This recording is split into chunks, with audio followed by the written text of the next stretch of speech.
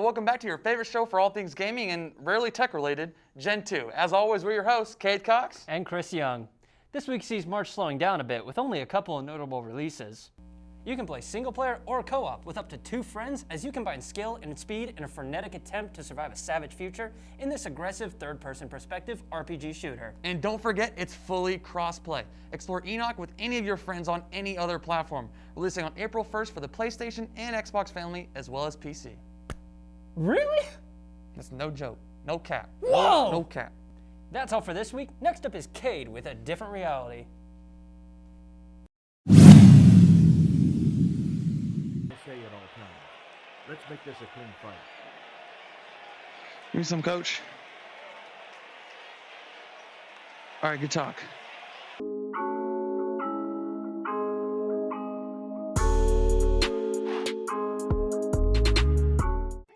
Welcome back, everyone, to a new episode of A Different Reality, where you have to listen to me talk about whatever VR game I'm playing this week. I'm Cade Cox, and this week's game is The Thrill of the Fight.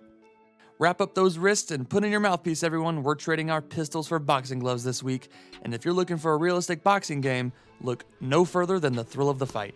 And when I say realistic, I mean realistic. It's so realistic that you'll actually sweat the same amount as if you were in an actual boxing match, just like I did.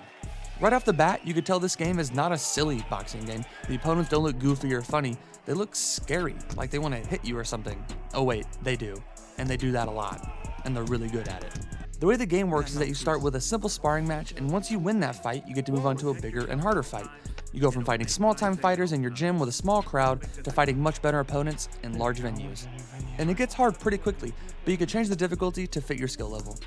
Speaking of skill level, if you feel like you're lacking in a certain area, you can use one of the many training games to not only work on your technique, but get a good workout in the process.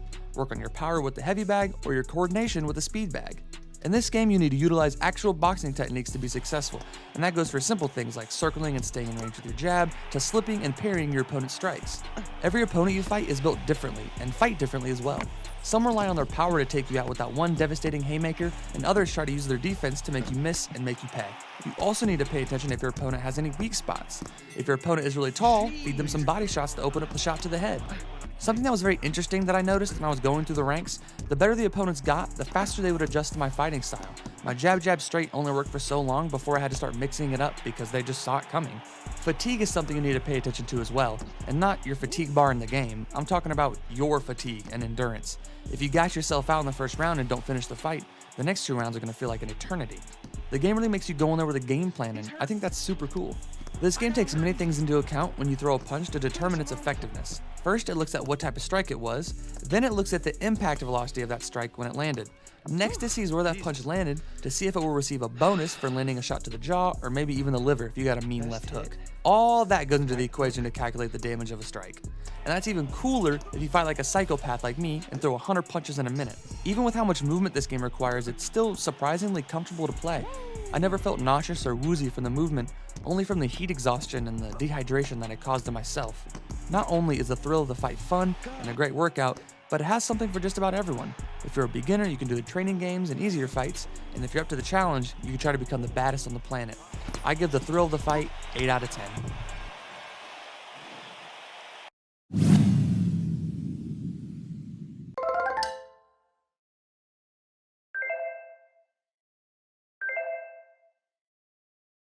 Anthem, one of the most infamous blunders in the racing gaming market.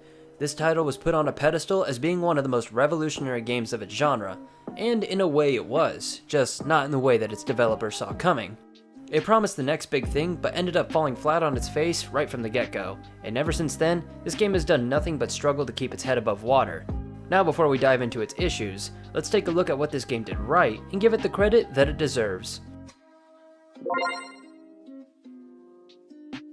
Now first, you'll immediately notice that this game's visuals are incredibly beautiful. The attention to detail for the character models and landscapes really do give this game a nice polish and overall adds to the general world that you play in. This in tandem with its breathtaking soundtrack further adds to the world building and immersion that you would expect from a grandiose title such as this. Alongside that, one of this game's most unique features came in the form of open world flight, essentially allowing you to become the Iron Man that you always wanted to be as a kid. Take notes, Marvel's Avengers. Lastly, while bare bones in content, the core customization mechanics for your character were overall well done, but if you were wanting to interact any further, you would usually be left high and dry. Despite solely looking at what this game did well, the cracks started to show and only got bigger as time went on, eventually creating more issues than what it started with. Now before we begin, I want to address that while this game has multitudes of issues, I'm only highlighting the ones that I feel personally drag the game down the most, starting with its lack of identity. Ever since its first trailer debuted at E3 2017, many saw similarities between this and Bungie's Destiny series. When more trailers dropped and the actual gameplay was shown, those similarities were only strengthened and made Anthem seem less like an all-new title, and more so a game looking to capture the popularity that Destiny held. Another issue that further boosted that cash grab feeling were the alarmingly high amount of technical issues that were all too common in normal gameplay. This was the biggest catalyst for Anthem's poor reception and performance. From broken character models to missing textures, it was nearly impossible to start the game and not encounter at least one of these big issues at some point, which ultimately left a lot of players feeling dissatisfied and frustrated. On top of all of that, the game's content itself became increasingly repetitive, especially at higher difficulty missions. In cohesion with the clunky combat mechanics, these two factors drew players further away and led to an overall stale gaming experience. Anthem at its core had the passion behind it to become something special, but it seems like they became too ambitious for their own good. This led to an internal collapse of the game, which eventually resulted in EA pulling the plug on its development recently. In the end, this title serves as an example to all game developers and cements itself in the history of botched game launches.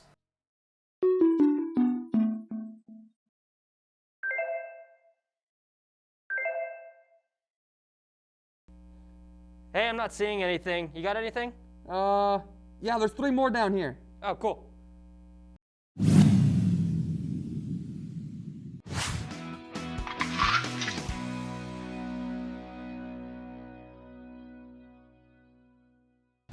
Welcome back to Scrambled Secrets, where we show off the best hidden Easter eggs in video games. I'm video game enthusiast Austin Claypool, and today we'll be looking at Borderlands 3.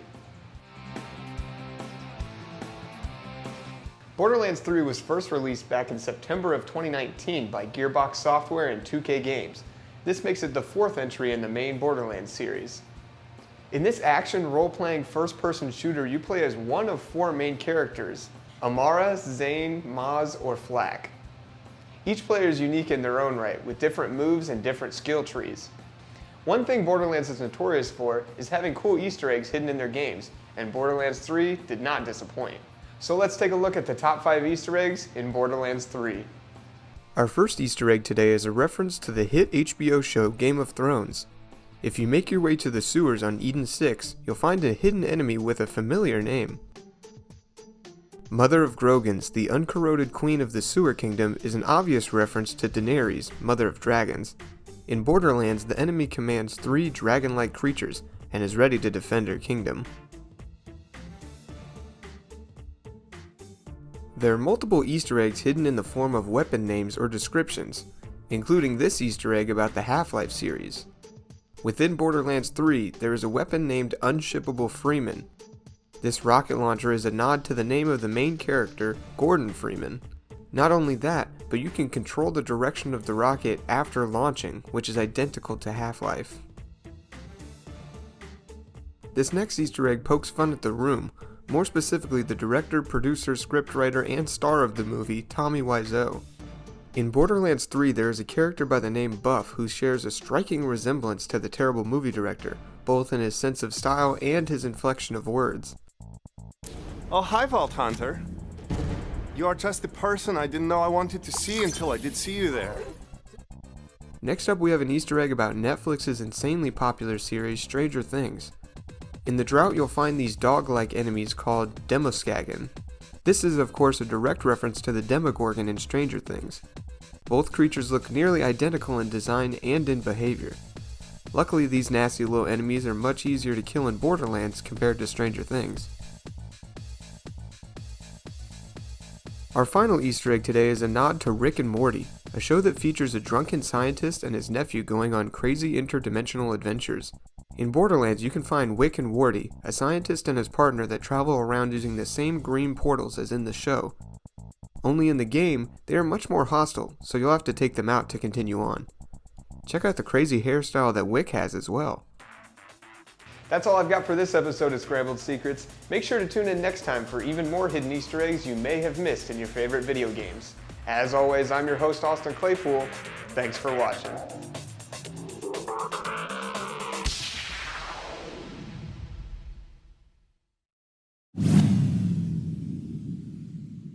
What is up, and welcome back to another episode of Monkey Plays, where Trenton and I try to survive Rust. Last week, you guys saw us travel to a small oil rig, where we opened the red keycard door and then started hacking the locked crate. After that, the 15-minute timer began, and a helicopter full of heavy scientists came in and defended it. After it was unlocked, we got some guns and some C4 explosives, and then sailed off into the sunset. Today, Trenton and I are exploring the newest update featured in Rust, where they added an underground train system. But without further ado, welcome to Rust. Released on March 4th, Rust's newest update added an underground train network and even some slot machines. Today, we're only going to be focusing on the train network. On the Rust map, you'll find new points of interest which look like the front of a train. These monuments are called transit station. In total, a possible of 20 stations can spawn on a Rust map. They spawn by roads and monuments. After venturing down the entrance to the station, you're met with a long spiral staircase. Alongside the staircase, you have an option to taking an elevator. What's the main difference between the two? Well, the stairs offer protection from opposing players because you're not trapped in the elevator, but the stairs also take a lot longer because there's 25 levels. The elevator is quicker, but it leaves you trapped if a player decides to use a transit system as well. Similar to the scientists guarding Oil Rig, the underground transit system is guarded by the new NPC called the Tunnel Dweller. These guys are crazy. They straight up rush and swarm you. I've never been scared in Rust, but after dying to these guys, they changed that. Anyway, they have 125 health and are armed with either an M92 pistol or M39 rifle. When looting them, you'll find a mix of lower tier loot such as components, electrical parts, ammo, and a bear rug. There's also a selection of traditional loot boxes to be found when exploring the new tunnel system, spawning mostly around the platforms near the tunnel dwellers. 3 types of loot boxes can be found: the wooden crates, toolboxes, and military crates. Now on to the main topic, work carts. They spawn right near the tunnel platforms on the tracks. To get one moving, you simply need to add some fuel to the storage behind the driver's cabin, and then mount yourself in the driver's seat. There's a throttle with 3 speeds, both forward and reverse. To go forward, you simply just press the W key, and to go reverse, you press the S key. When it comes to steering, you actually don't have to worry about that most of the time, given the whole train on tracks thing. That said, when you do come to the fork in the tracks, you can just hold A or D to travel left or right as you travel over the junction. Tune in next week where Trenton and I take on Bradley, a tank that patrols around the monument launch site. Thank you guys for watching. This week, Trenton and I explored the newest update in Rust where they added an underground train system. From there, we rode around on the working carts, looted some crates, and fought against the new NPC tunnel dwellers. As always, have a good one, and we'll see you next week.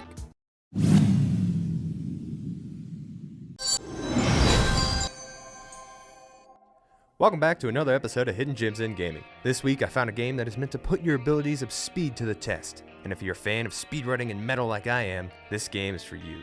This week's hidden gem is Zoom Speedrunners from Hell. Zoom is a first-person platforming game in which you get to control the character of Marty. Left to go in the game, the score remains exactly 97-98. Nothing better than a good A man who goes into hell to retrieve your beer that was stolen by demons, come for your ear. losing your hand in the process of trying to protect your sacred beer. You take a vinyl disc made straight from the depths of hell and slice the demon's hand off as he leaves, and attach it as your own to grant the ability to shoot fireballs from your hand. Yes, get ready, Satan. Listen, there really is no point to having a story to this game. It's just about being fast and listening to metal, so they kind of went with whatever they want. The name of the game is Speed.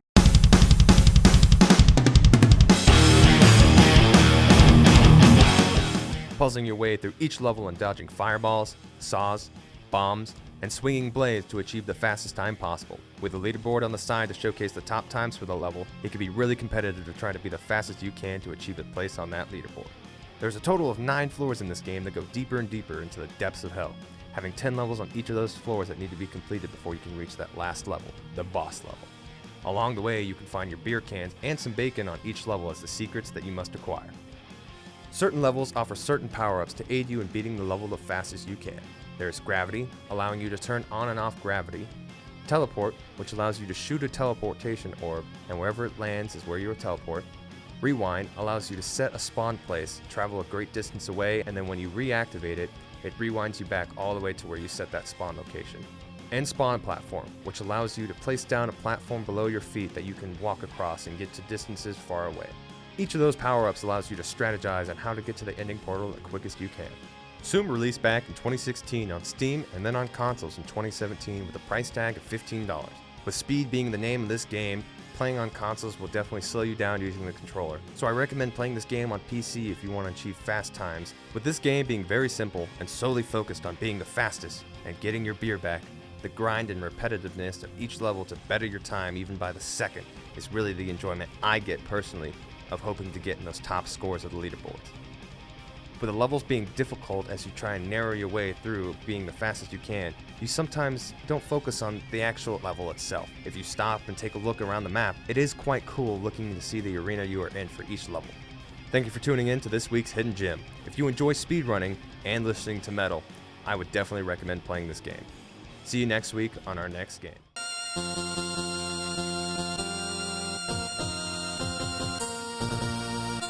Hello everyone, and welcome to a new episode of Project Delta. As always, I'm your host, Aaron James, and with me this week we have... Ben Wester. All right, Ben, today you're playing Star Wars Jedi The Fallen Order? Yes. Is that correct? Jedi Fallen Order. All right, and right now you're climbing up a AT-AT? I'm absolutely climbing up an AT-AT. All right. It's got moss all over it. I mean, I can tell you what it means if you want to know what AT-AT stands for. Yeah, tell me what it means, actually. Oh crap, I just forgot it.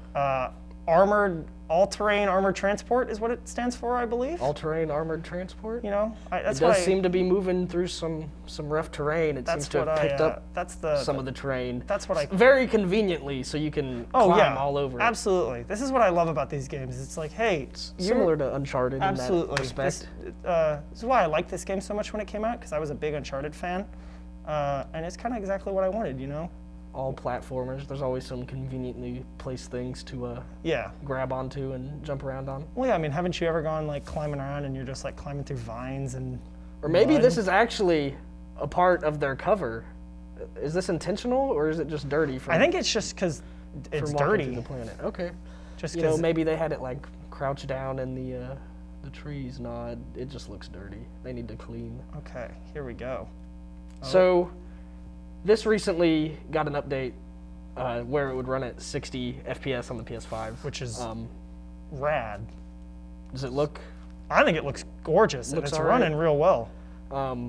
I played this on the PS4 for a little bit. I redboxed it at one point, but I did not make it very far. I played it, I think it came out like last year, maybe last fall, and I played all through it on...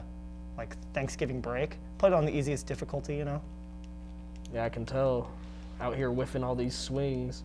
I don't have any idea what I'm doing, so. Come on, Ben. I mean, I think I did a pretty good job just there. So would you like to explain exactly what this game is? Okay, yeah. So this is a game you play as a Jedi after Order 66, which is when the Empire, you know, all the bad guys, they went and killed a bunch of the Jedi, you know, because they were being bad and stuff, you know? I mean, I could get really into this, but I feel like that'll be real boring. And you're playing one of these Jedi that survived. Absolutely. I'm playing Cal Kestis. He's a ginger, so you know that's cool. We're hacking into this AT-AT right now. We saw this one just got shot. I'm just trying to... Gingers definitely need more representation in video games. Absolutely. I mean, we got... Aloy from Horizon Zero Dawn. Great character. Now we have Cal. Absolutely. Cal, he's not as cool though. I mean, I think he's pretty cool. Maybe I need to play it more, but Cal Kestis is pretty cool. Maybe this game, I don't know. Maybe I'm just not that big on it. Like what is happening right here? I'm just like point blank shooting this thing. And you having never piloted one of these. You are strong with the Force, though. It's true. What, you're just gonna outgun another AT-AT? I don't even remember if this is what I'm supposed to do here. I'm pretty sure it is, but... It doesn't look like you're... Oh, there it is. You know? Look at that. Wow, that looked like a lot of fun. It was you know what, I have to admit, it was a lot of fun. For somebody who's played this game before... And on-rails, on-rails sections can be fun, but that didn't look that great. You were just sitting there. I mean, oh, here we go. Was it even doing damage to you? I honestly have no idea if it was doing any damage or not. So this is one of the, let's see, Battlefront and Battlefront 2. Oh my goodness. It's Forrest Whitaker. Yeah, Forrest Whitaker. Whoa, dude. Reprising the role that he played in Rogue One, a Star Wars story. Whoa. Which is exciting. Is this before Rogue One then, or is this after? Well, this would take place before Rogue One, because spoiler alert, he dies in Rogue One. So doesn't everybody die in Rogue One? Basically, even Donnie Yen. Donnie Yen does die, and that's probably why I'm so sad. I remember him saying One. something about the Force is with me, and I am one with the Force, and the Force is with me. Yeah. It's pretty cool. He's blind and he has a stick, and I have to admit that's pretty rad. Where'd Forrest Whitaker just go? Did he? He's just like kind of climbing around like Spider-Man. Okay. I don't really know. I'm just kind of mowing down these stormtroopers right now.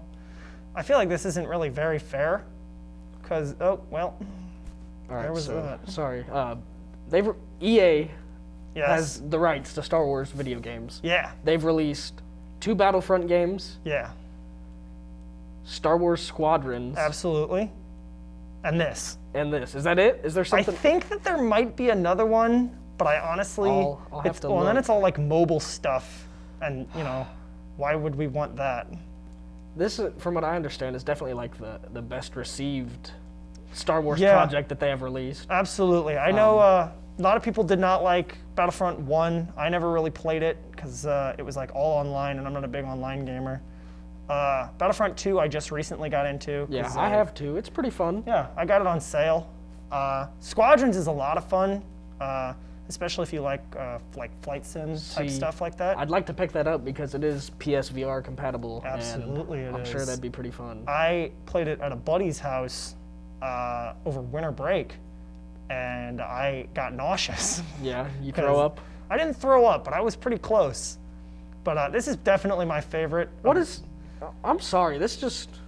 Hey, well, this is not the selling point of this game. We kind of got dropped in I thought it would be cool, but then I forgot that like this part takes forever.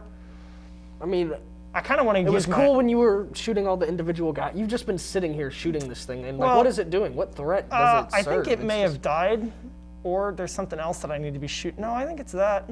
Oh my goodness. Well, we're just going to keep on loading. This is almost as bad as the loading screen I watched before we started recording. I didn't realize that I had missiles.